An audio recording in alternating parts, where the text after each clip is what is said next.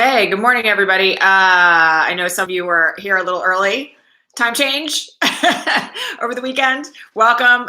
It's Resistance Live for the 4th of November, 2019. Going to give everybody a few minutes to log in here, but I want to let you all in on some big news here on the front of RISE. You all know that RISE, our Activist Leader Bootcamp, has been sort of a signature program that we've offered here since 2017 at the Gaia Project for Women's Leadership. We've run it 7 times. We've graduated more than 625 people. We made an executive decision over the weekend that this current cohort that we are registering for, that starts class a week from today, is going to be the last time we run this program. So as a result of that, we've decided that we're going to leave registration open a little bit longer than we had originally anticipated. You can still get in on this very last incarnation of RISE until Friday at 8 p.m. Pacific. We are both happy and sad to see it go. It's been a transformational program for so many people, and we're really quite glad and proud that RISE has made a difference for so many, and all good things must come to an end. So the last incarnation of RISE will be this one. And I really want to encourage those of you who have been interested in the program but haven't yet taken it to get in, our alums who have are maybe interested in doing it again. This is your last chance, because we've got some other things in the quiver for 2020 that feel really significant and important to us, and we can't do everything. So if you want to get in on RISE, this is your very last chance. This is your last week. We're closing registration Friday at 8 p.m. Gave everybody an extra 48 hours to get in if they want to. GaiaLeadershipProject.com/RISE. Okay, very bit of breaking news that just hit like literally right as I was going live.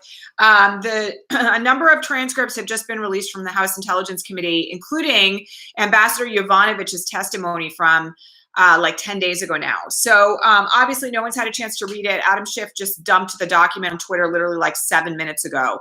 But this is something that we knew was coming because the resolution that got passed last week by the House included a clause that would allow for the release of transcripts that had taken place in the SCIF with the assumption that significant classified material would be redacted, but they could still be released. So we knew this was happening. We don't know the totality of what she testified to, but you can expect that we're going to have quite a number more of these transcripts dropping over the day today and over this week.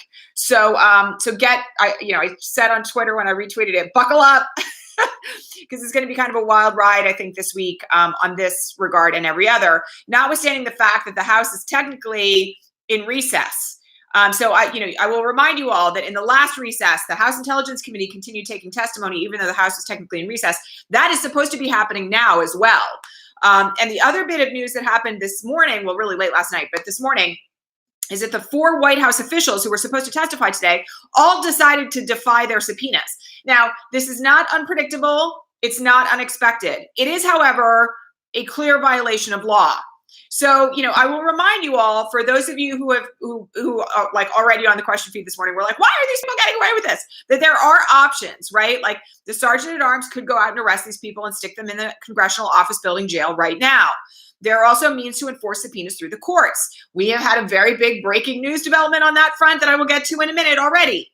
But the point here is that the House has, as we've discussed on prior broadcasts repeatedly, both inherent contempt powers that allow them to hold witnesses in contempt who defy congressional subpoenas. They also have statutory contempt powers, which have to be run through the federal courts. So don't assume that everything is off the table. This announcement literally was just hinted at last night and was confirmed first thing this morning.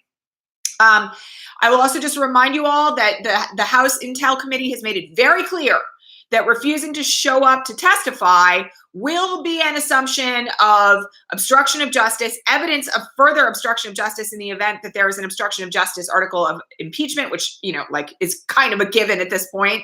And we'll proceed from there. So, again, I will remind you all, the one witness that surprised me on this front, because there are 4 total who are supposed to testify today, the one that surprised me was the lawyer for the the National Security Council, who was in charge, we talked about this guy a lot last week, in charge of moving the transcript of the July 25th call between Trump and Zelensky to that secret server inside the White House and taking it out of the usual communications route. He is, that there's like not a zillion, but there's a number of laws that he broke by doing that, notwithstanding the fact that he's a lawyer. I expected that he would not defy the subpoena. The fact that he has done so actually, honestly, is a disbarable offense.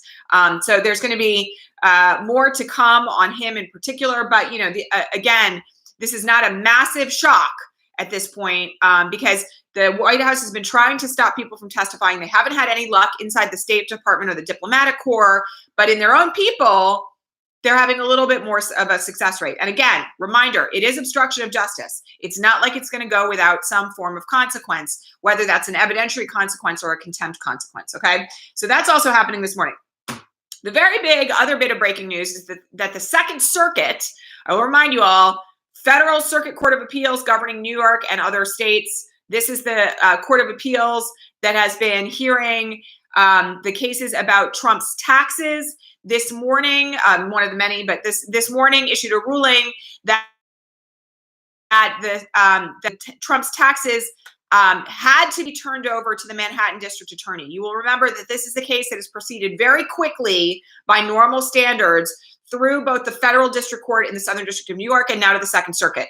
I have reminded you all, many lawyers have reminded you all that the arguments that Trump was making in this regard were spurious, had no basis in fact or law. There's literally no reason why he should be interfering in this case to stop the Manhattan DA from getting his tax returns. And now we can expect that this will be teed up to the Supreme Court. Jay Sekulow this morning made a statement that he was intending to appeal it because the issues, as he put it, go to the heart of the republic. I happen to disagree with that. Subpoenas can apply to any citizen, including the President of the United States. The question here is whether or not the Supreme Court will actually even hear this case. Reminder, the appeals process to the Supreme Court is on something called a writ of certiorari. You have to write a request to the Supreme Court that is called that writ to get the Supreme Court to take the case, and it is optional. The Supreme Court takes a very small fraction of the number of cases that are actually attempted to be appealed to the Supreme Court. I personally am of the opinion that while the Supreme Court may take this case, the likelihood of success on this is close to zilch. I don't want to hear any bitterness from those of you who are going to get on here and talk about Gorsuch and Kavanaugh. This is such a basic staple point of our legal system that you can't defy a lawful subpoena.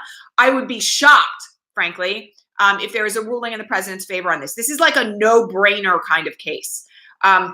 Again, never say never, but I'm going to tell you all that I don't even think that the Supreme Court is going to take the writ on this.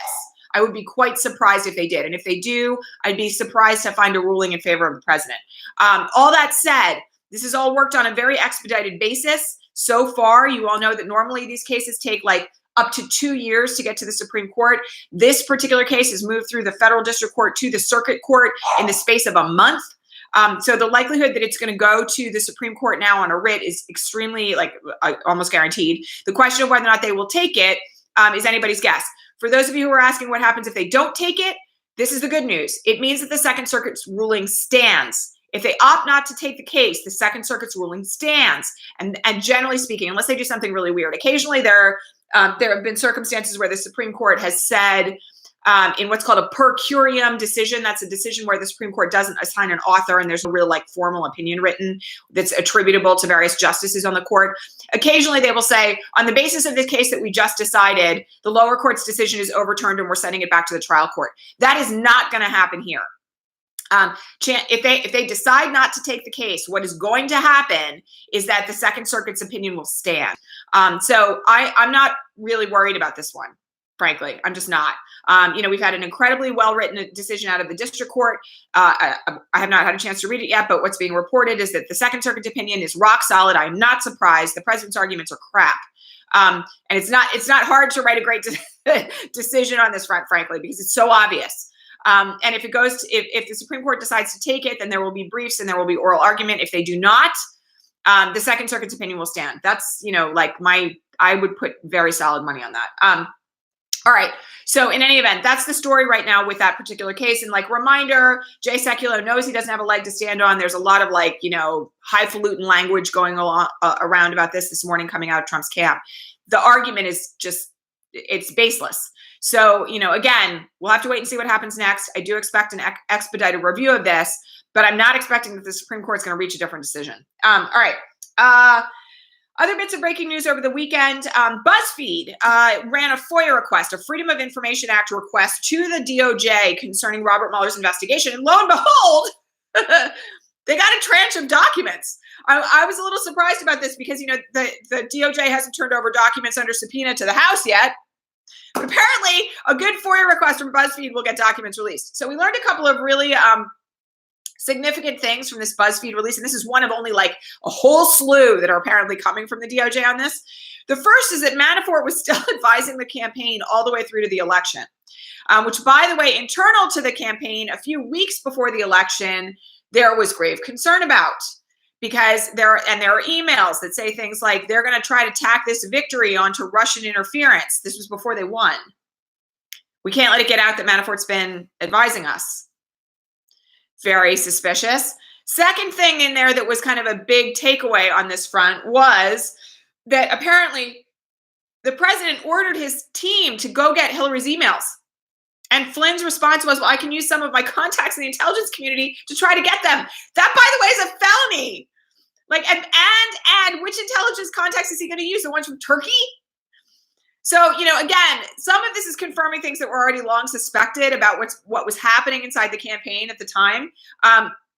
But, there's going to be more to come from these BuzzFeed documents. And by the way, the one thing I will say is that, while I know a bunch of people have said, oh, like Robert Mueller didn't do his job, or, we were fed a bill of goods, or like we all deserve a refund from Robert Mueller, blah, blah, blah, blah. Let me just say this. Mike Flynn is going to go to prison. Looks very serious. He already cooperated and then tried to withdraw his plea. Manafort is in jail. So some of the primary actors on this, were in fact prosecuted and are going to hang out in prison for a long time. All that said, the specter of where we find ourselves with regard to the fact that, this sort of stuff is happening, was happening at the time with regard to the, Manafort's advice of the campaign, the fact that they were predicting a win 3 weeks in advance when all the polls were saying otherwise. Why were they doing that? The fact that they were concerned about any win being tacked on to Russian interference. Why were they worried about that 3 weeks in advance? That, there's indications they were cooperating with WikiLeaks and they didn't want that to get out. That, by the way, is also interference in an election. Stolen material, stolen by the Russians, released by WikiLeaks. There's none of this is stuff that we didn't already know to some extent. But the window inside the Trump campaign as a result of this is quite shocking. So in any event, there will be more to come from this BuzzFeed FOIA request. You can be guaranteed about that, because apparently there's thousands and thousands and thousands of documents yet to come. All right. The president was engaged in rabid witness intimidation over the weekend. No surprises there. Lots of psycho tweets. Sorry for the pejorative language, but literally tweets where he was like, I did nothing wrong. Read the report. We don't, and then also disclose the whistleblower so that everybody knows what actually happened, and then he's making the whole thing up and blah, blah, blah, blah, blah. It is witness intimidation. It is witness interference. Yes, it is prosecutable. Yes, it is arguably an impeachable offense. The president is off the rails. And, those of you who were watching broadcasts where I talked about extinction bursts all the way back in 2017 will find all of this very familiar. We've definitely reached a peak extinction burst moment with what's been happening on Twitter over the last 3 days, including this morning. So just know that, it's not like nobody's watching that. It's not like there's not an awareness that he's out there trying to intimidate witnesses, let alone interfere and obstruct justice with regard to these folks who haven't shown up this morning. And again, it's another impeachable offense. So we'll have to see whether or not that particularly shows up, by the way, in an article of impeachment, because it also could. All right. A bunch of you asked a question about this looming government shutdown. So let me just say a couple of words about that. You will all remember that the government shut down in January over this issue of, funding for the wall. Since that time, there have been several stopgap funding measures that have been passed, that have been signed. There's another due date coming up for a stopgap spending measure on the 21st of November. The president signaled over the weekend from the White House lawn that if the impeachment inquiry doesn't stop, he'll shut down the government. Okay, I just want to make something really clear. It's sort of a weird lingo for him to be saying he's going to shut down the government. What arguably could happen is that there's a stopgap spending measure passed by the Congress that he then vetoes. Let me just remind all of you of this. Even during a government shutdown, members of Congress are still paid. Here's Sophie popping her head in. And one of the things that means is that while members of Congress during a government shutdown often seek to donate their salaries, because it's not fair for people who work for the government to not be paid while members of Congress are being paid, the idea that any impeachment inquiry is going to stop during a government shutdown is a load of horseshit. Like, it's not like Adam Schiff is just going to stop working and his staff is going to stop working on impeachment if in the event of a government shutdown. Now, the president may try it. He likes the optics of it. I kind of don't put anything past him at this point in terms of the potential, wild things that he may do to attempt to evade liability. But he can't stop an impeachment train by shutting down the government. Like, it's not going to work like that. He cannot try to extort a result out of the House by shutting down the government. It just simply is not going to happen. So, again, I will remind you all, a government shutdown is no small thing. It means that people who work for the government go without pay. It means that all but essential functions are shut down.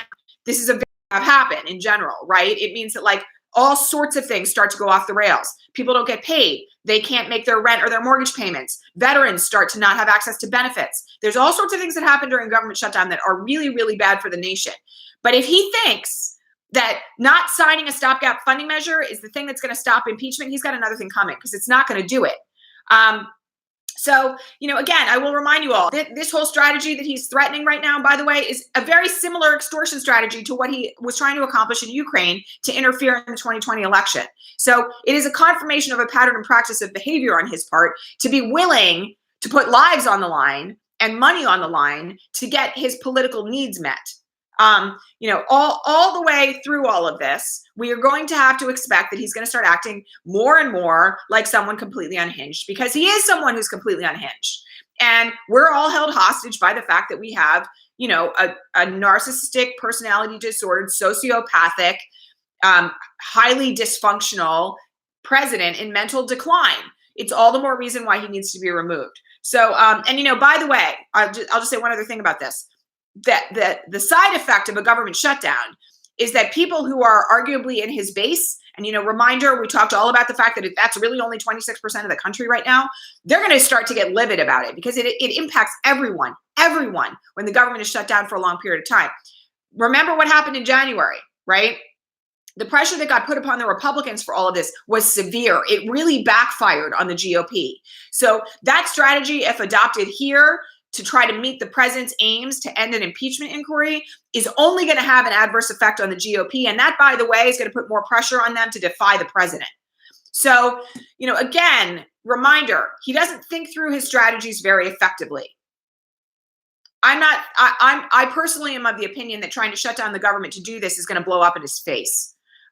So from the standpoint of where we are, I'm not particularly worried about that issue. I also am not convinced, by the way, that he can't be talked out of it by the GOP. So we'll see what happens there. Kurt Eichenwald over the weekend flagged, I'm just going to remind you all of this. I flagged this as an issue 2.5 months ago. Okay. But Kurt Eichenwald flagged it. Now, a bunch of you are all like up in arms about this. Kurt Eichenwald flagged over the weekend that the president might seek to cancel the 2020 election. I mentioned this. Again, I'm going to remind you all, I mentioned this like 2.5 months ago at the end of the summer, that I had a serious concern about the president seeking to cancel the 2020 election in the event that he wasn't impeached. Whether or not he has the power to do this, okay, is a question of law. All right. And certainly, the provisions of our Constitution, the nature of our electoral system is such that it will be difficult for him to do it. Is it entirely outside the realm of possibility that he will try? No, it's not.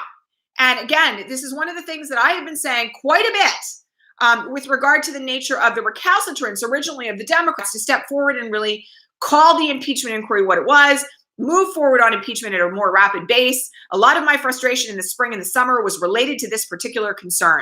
So is it a fear that, could potentially manifest, that he'll try to sign an executive order and stop the 2020 election? Yes. Will legal proceedings follow from that? Absolutely. There will be challenges to it. Do I think it's out of the realm of possibility that he'll try to do something that crazy? No, I don't.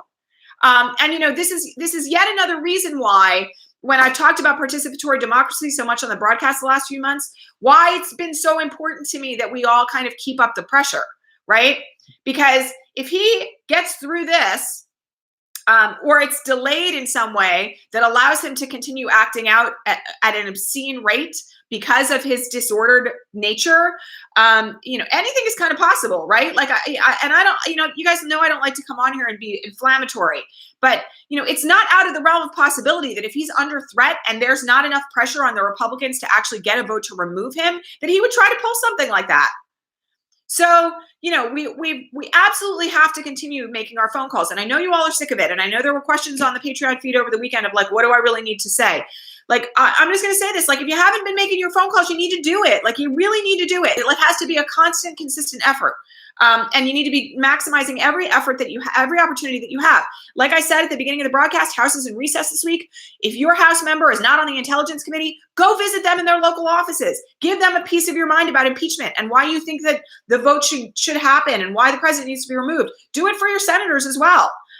It's not, I know that there is still this sense among some of us that like the government is inaccessible, right? That like these are people who got elected to office and somehow they're more important than the rest of us. They're not.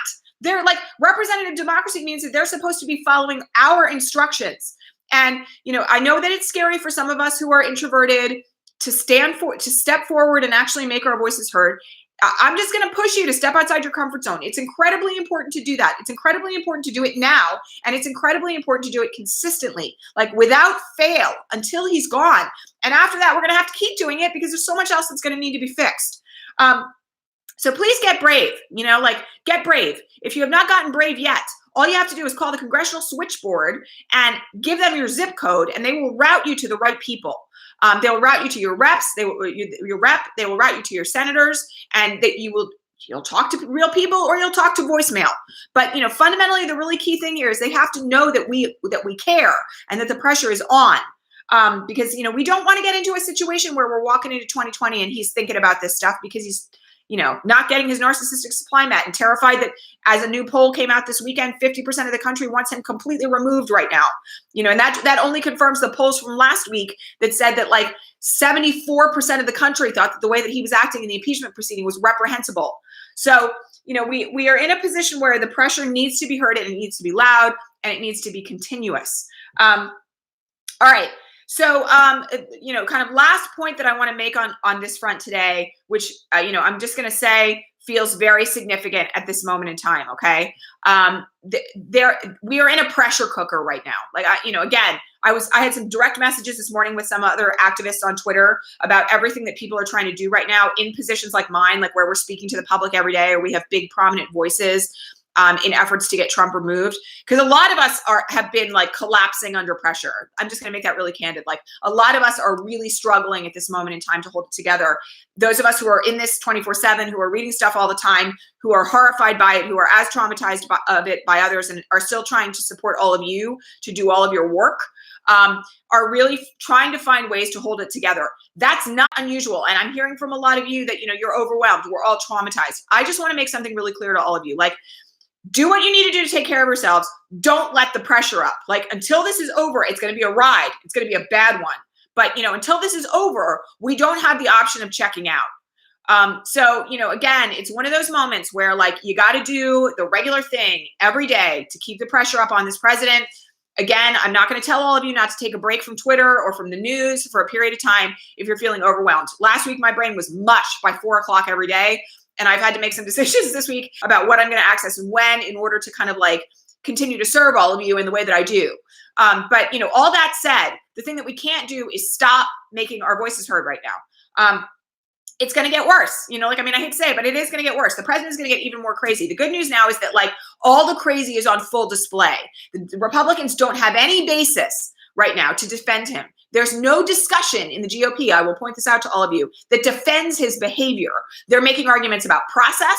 They're making arguments about like, is everything visible, while simultaneously like voting against provisions that would make it all visible. We're in a situation right now where like even the GOP knows that he is doing things that are indefensible. He has done things that are indefensible. And, I said it last week, I'm going to say it again. It's going to take one powerful GOP senator to crack on impeachment and this whole thing's going to come down. So got to keep going. Like, we have to keep going. We have to find ways of being conscious about what we're up to, finding ways of maintaining space for our own sanity and our own healing. But the thing we can't do is let up. Okay, so that's, really where I'm going to sit on that today. I'm going to remind you all, because I said it at the beginning of the broadcast before people were logging in. This is the last time we're running Rise. We made a decision about this over the weekend for a lot of reasons. Some of it having to do with new stuff that we're going to do in 2020. Some of it having to do with the fact that this program has run 7 times now in the last 3 years. We are leaving registration open an extra couple of days until Friday at 8 p.m., but this is going to be your last chance to do it. So if it has appealed to you, or you are an alum who want to get in and do it again, this is your final chance. GaiaLeadershipProject.com/rise. Registration is now going to be open till 8 p.m. Pacific on Friday. I really want to encourage those of you who are concerned about how to use your voices, concerned about how to make your voice heard in 2020, to please get in on this program before it's over, because we're not going to run it again. We got other things on deck in 2020 that are going to be marvelous and wonderful, but they're not going to look anything like this. All right. Much love to all of you. I will talk to all of you, obviously, online over the next little while, and I'll talk to all of you tomorrow at regular time. All right. Much love. Mwah. Bye.